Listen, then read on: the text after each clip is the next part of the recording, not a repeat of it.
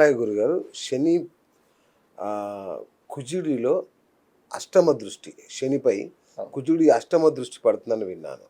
దీనివల్ల ఏ రాశుల వారి జీవితం అల్లకల్లోలం కాబోతుంది? అల్లకల్లోలం అని కాదు, ఇప్పుడు అంటే అష్ట కష్టాలు పడతారని విన్నాను నేను నిజంగా. ముఖ్యంగా సూర్యుని ఇంట్లో కుజకేతువుల కలయిక, ఇది కొంత డ్యామేజ్ జరుగుతుంది మనకు. అందులో ముఖ్యంగా మకర రాశి వారికి కానీ లేదా మీనరాశి వారికి కానీ లేదా మనకు ఈ యొక్క కన్యా రాశి వారికి కానీ కొంతమేర ఇబ్బంది ఉంటుంది. ఓకే, సో ఇది వేరే పాయింట్. మీరు అడిగినటువంటి కుజునికి, శనికి, గురువుకు, ఇప్పుడు మీరు నేను ఎదురుగా ఉన్నాం, నా దృష్టి మీపై, మీ దృష్టి నాపై. ఓకే, ఇక్కడికి ఇట్లా చూస్తే నేను అర్ధిక్కు చూస్తున్నా, అవునా కాదా? సో ఇక్కడ ఉండి నేను పైకి చూడవచ్చును జనరల్గా, కొంత ఇటు సైడ్కి చూడవచ్చును మ్యాక్సిమం, ఇటు సైడ్కి కూడా. ఓకే, అర్థమవుతుంది కదా? ఇలాంటి దృష్టి, దివ్య దృష్టి గురువుకు, కుజునికి, శనికి ఉంటుంది జాతకరీత్యా. అయితే శనైశ్వరుడు తను ఉంటున్నటువంటి స్థానం నుండి 3వ స్థానాన్ని, సప్తమ స్థానాన్ని, అదేవిధంగా 10వ భావాన్ని, ఇన్ని భావాలను కదిలిస్తాడు. అందుకే శని పీరియడ్ రాగానే అల్లకాలం అయిపోతారు. ఇప్పుడు 3వ భావం ఏమిటి? సమాజం.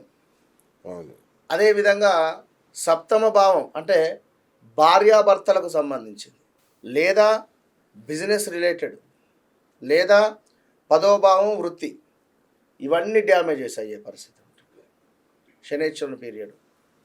జాతకరీత్యా శని దశ వచ్చిన అది ఉండేటువంటి స్థానాన్ని బట్టి, అది ఎక్కడ ఉంటే అక్కడ. కుజుడు తను ఉంటున్నటువంటి స్థానం నుండి 4వ భావాన్ని, 7వ భావాన్ని, 8వ భావాన్ని చూస్తాడు. ఇప్పుడు గురువు వచ్చేసి లగ్నం నుండి 5వ భావాన్ని, సప్తమ భావాన్ని, 9వ భావాన్ని, ఇన్ని భావాలను ప్రేరేపిస్తారు. ఓకే. సో ఇప్పుడు కుజుడు ఎక్కడున్నాడు అంటే మనకు సింహంలో ఉన్నాడు. సింహం నుండి 8వ భావం ఏమిటయ్యా అంటే మీనం. ఆల్రెడీ మీనంలో శనైశ్వరుడు ఉన్నాడు, మీనంలో శనైశ్వరుడు ఉన్నాడు. శనైశ్వరుడు ఆల్రెడీ మార్చిలో వెళ్ళిపోయి ఉన్నాడు. అక్కడ తిష్ట వేసుకొని కూర్చొని ఉన్నాడు. ఒక అంటే జనరల్గా చెప్తున్నా, ఒక హంతకుడు ఒక దగ్గర కూర్చొని ఉన్నాడు. ఇతనికి కొంతమేర ఉద్రేకపూరితమైనటువంటి ఆలోచనలు కలిగినటువంటి మరొక వ్యక్తి తోడైతే ఏమైనా జరగవచ్చు. అంటే వాడు చేద్దామా వద్దా, వీడిని కొడదామా వద్దా అనేటువంటి పరిస్థితి. శని తోడైతాడు. ఇంకా కుజుడు, శనైశ్వరునికి అసలు వాస్తవానికి కుజుని వద్ద ఆయుధాలు ఉండవు, శని వద్ద ఆయుధాలు ఉంటాయి. కుజుడు ఏమిటంటే కోపానికి కారకుడు, కుజుడు కోపానికి కారకుడు. శని ఏమిటంటే భయం, శనికి బాగా భయం. ఆయుధాలు ఉన్నవి అయినప్పటికీ భయం తనకు. ఎట్లా ఏమన్నా జరుగుతుందా, నేను వీని కొట్టాలన్నా వద్దా, పొడవాలన్నా వద్దా అనేటువంటి భయం ఉంటుంది. కుజుడు ఏంటంటే ఇక ముందు వెనుక చూడడు, వెళ్ళిపోవుడే. ఇవి రెండు తోడవుతున్నాయి. ఇవి రెండు ఈ శనిపై కుజుడి దృష్టి ప్రభావం వల్ల ముఖ్యంగా మకర రాశి, అదేవిధంగా మేషరాశికి 12వ భావంలో ఉంటుంది. అది కూడా కొంచెం డేంజరే. దీని తర్వాత కర్కాటక రాశి వారికి, దీని తర్వాత తులారాశి వారికి. ఇట్టి రాశుల వారు కొంత జాగ్రత్తగా ఉంటే మంచిది. అదేవిధంగా ఇట్టి మకర రాశి వారిని అనుకుంటే శని కుజులు షడాష్టక యోగం అంటే అదే. దీనివల్ల ఈ సమయంలో ఈ రాశి వారికి కొంత మానసిక ఇబ్బందులు, కోపం ఎక్కువగా అయ్యేటువంటి పరిస్థితి, ఏదో ఒక టెన్షన్ ఉండేటువంటి పరిస్థితి ఉంటుంది. ఎక్కువ ఆఫీస్ వర్క్ కారణంగా కానీ లేదా వ్యాపారంలో ఉండేటువంటి ఒడిదుడుకుల కారణంగా కానీ మనసుపై మానసిక ఒత్తిడికి గురయ్యే ఛాన్సెస్ ఉంటుంది. అదేవిధంగా ఎవరికైనా అప్పు ఇవ్వాలనుకుంటే ఈ సమయంలో ఇవ్వకుండా ఉంటేనే మంచిది. ఏదైనా ఫైనాన్స్ రంగంలో కానీ ఇంకేదైనా ఇన్వెస్ట్మెంట్ కానీ ఈ సమయంలో వద్దు. అదేవిధంగా కొంతమేర ఆర్థికంగా నష్టము కలిగేటువంటి అవకాశాలు ఎక్కువగా ఉన్నాయి కనుక చాలా జాగ్రత్తగా ముందుకు వెళ్ళాలి. ఎవరు? మకర రాశి వారు. తులారాశి వారికి ఏమిటంటే ఈ సమయంలో ఈ రాశి వారికి అనుకోని ఖర్చులు విపరీతంగా పెరిగేటువంటి పరిస్థితి ఉంటుంది. ఇప్పుడు ఒక 10 లక్షలతో కూతురి వివాహం జరిపించాలి అనుకుందాం. అది కాస్త 20 లక్షలు అయ్యే పరిస్థితి ఉంటుంది. లేదా ఏదో ఒక గృహాన్ని నిర్మించాలి అని అనుకున్నాం. ఒక కోటో, కోటిన్నరనో. అవును. అది కాస్త తడిసి మోపడయ్యే ఇలాంటివి కొన్ని సందర్భాలు జరిగే ఛాన్సెస్ ఉంటుంది. సో ఖచ్చితంగా. ఆర్థిక ఇబ్బందులు ఎదుర్కోవాల్సినటువంటి పరిస్థితి ఉంది. అనారోగ్య సమస్యలు కూడా కనబడుతున్నాయి తులారాశి వారికి. ఉమ్. అదేవిధంగా తోటి ఉద్యోగులతో గొడవలు అయ్యేటువంటి ఛాన్సెస్ కనబడుతుంది. ఓకే. దీంతో పాటుగా కొంతమేర పని ప్రదేశంలో నెగిటివ్ స్ప్రెడ్ అయ్యే ఛాన్సెస్ ఉంటుంది. వీరు పనిచేసే చోట జాగ్రత్తగా ఉండాలి. ఉమ్. కర్కాటక రాశి వారికి ఏమిటాయి అంటే ఈ సమయంలో బయటి ఆహారం తినడం వల్ల కొంత హెల్త్ మీద ఇబ్బంది పడే ఛాన్సెస్ ఉంటుంది. ఓకే. దీంతో బయటి ఆహారం తినడం మంచిది కాదు అని చెప్పడం జరుగుతున్నది. ముఖ్యంగా ఫుడ్ రిలేటెడ్ ఫుడ్ పాయిజన్ కానీ లేదా ఏదో ఒకటి జరిగే ఛాన్సెస్ ఉంది. రైట్. సో ఉదర సంబంధిత అంటే స్టమక్ రిలేటెడ్ ఇష్యూస్ వచ్చే ఛాన్సెస్ ఉంటుంది. ఉమ్. దీంతో పాటుగా పిల్లలు ఈ సమయంలో చదువు పట్ల కొంత ఆసక్తిని కోల్పోవడానికి ఎక్కువ ఛాన్సెస్ ఉంది. ఓకే. వ్యాపారంలో కొంతమేర నష్టాలు కనబడుతున్నాయి. పని ప్రదేశంలో మీ బాస్ నుంచి కానీ లేదా మీరు వర్క్ చేసేటువంటి చోట పై ఏదో లైక్ అంటే అక్కడి నుండి రైట్. కొంత మనకు నెగిటివ్ కానీ చివాట్లు కానీ వచ్చేటువంటి పరిస్థితి కనబడుతుంది. ఓకే. సో చుట్టుపక్కల వారితో కూడా గొడవలు అయ్యే పరిస్థితి, ల్యాండ్ రిలేటెడ్ ఇష్యూస్తో కొంతమేర ఇబ్బంది ఇంకా ఎక్కువగా ఉండేటువంటి పరిస్థితి ఉంది. ఇప్పుడు ఉదాహరణకు మనము ఒక 10 రూపాయలకు 10,000కు గజం చొప్పున లైక్ దాన్ని ఏమంటారు కదా అంతకు మనం పెట్టి ల్యాండ్ కొన్నాం అనుకోండి. అవును. అది కాస్త మనకు 11, 12 రేటు పెడదామని చెప్పి వచ్చిన వాళ్ళకి ఏం జరుగుతుంది అంటే వేరే ఒకరు వాళ్ళు 8 రూపాయలకే కొన్నారు, 8,000కే కొన్నారు, లేదా 5,000కే కొన్నారు, లేదా 9,000కే కొన్నారు, వారు 10,000కి కొనలేదు, ఇంకా 10 లోపలనే అడుగు అనేటువంటి పరిస్థితులు ఉంటాయి.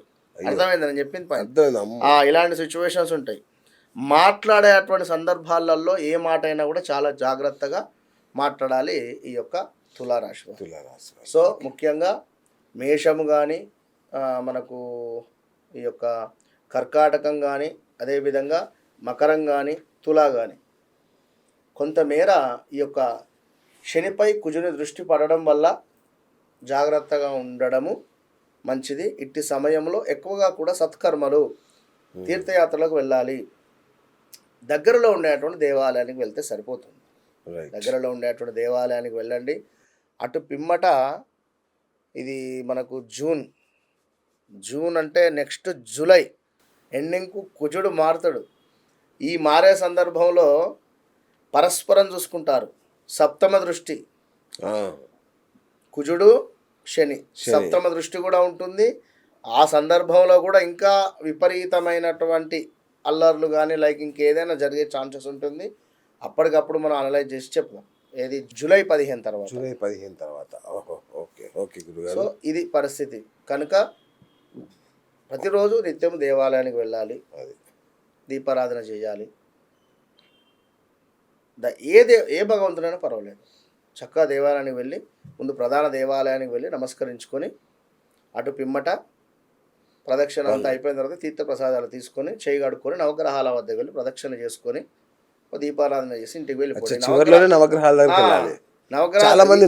తర్వాత చెప్పబోతున్నా. నవగ్రహాల చుట్టూ దేవాలయానికి వస్తారు, వచ్చేసి కాళ్ళు కడుక్కుంటారు. కాళ్ళు కడుక్కొని నవగ్రహాల చుట్టూ తిరుగుతారు, మళ్ళీ కాళ్ళు కడుక్కుంటారు. వాటర్ను కూడా వేస్ట్ చేయొద్దు. ఇన్నిసార్లు కాళ్ళు ఎవరు కడుక్కోగలరు? చంద్రుడు నీటికి అధిపతి. మీరు ఎంత వాటర్ను వేస్ట్ చేస్తే చంద్రునికి సంబంధించినటువంటి ఎనర్జీ మనం లాస్ అయిపోతాం 100% ఖచ్చితంగా. దేవాలయానికి మనం రాగానే కాళ్ళు కడుక్కోవాలి. కొందరు ఇప్పుడే స్నానం చేసి వచ్చినా నేనెందుకు కాళ్ళు కడుక్కోవాలని కూడా అనుకుంటారు. నువ్వు చెప్పులు అయితే వేసుకునే కదా వచ్చింది, చెప్పులు వేసుకున్నామా లేదా మనం? సో చెప్పులు వేసుకున్నందుకు నువ్వు కాళ్ళు కడుక్కో నేను చెప్పేది. చెప్పులు లేకుండా మీరు వచ్చినా కాళ్ళు కడుక్కోండి. రోడ్డు పంట ఎవరో ఏవేమో చేస్తూ ఉంటారు, వాటిని తొక్కుతూ వస్తూ ఉంటాం. కనుక ఇదొకటి. రెండవది, ప్రదక్షిణాది కార్యక్రమాలు చేసుకున్న తర్వాత కాళ్ళు కడుక్కొని నవగ్రహాల చుట్టూ తిరగాల్సిన అవసరం లేదు. ఒకసారి నమస్కరించుకొని ప్రధాన ఆలయానికి వెళ్ళి మొత్తము ప్రదక్షిణ చేసుకొని తీర్థప్రసాదం తీసుకున్న తర్వాత నవగ్రహాల వద్దకు వెళ్ళి నమస్కరించుకొని 9 ప్రదక్షిణాలు చేయాలి. కొందరు అప్రదక్షిణం తిరగాలి అని చెప్పి కూడా చెప్తున్నారు. అవును, అక్కడదక్కడ అప్రదక్షిణం అంటే రివర్స్ తిరుగు అని. ఓ రివర్స్ అప్రదక్షిణ అంటే రివర్స్ తిరుగు అని. ప్రదక్షిణ అంటేనేమో క్లాక్ వైజ్, అవును. యాంటీ క్లాక్ వైజ్ తిరుగు అని చెప్పి కూడా చెప్తారు. ఆ, సో మామూలుగా ప్రదక్షిణ చేసి నమస్కరించుకొని ఇంటికి వెళ్ళిపోవడం, మళ్ళీ కాళ్ళు కడుక్కోవద్దు. అచ్చా, ఓకే ఓకే.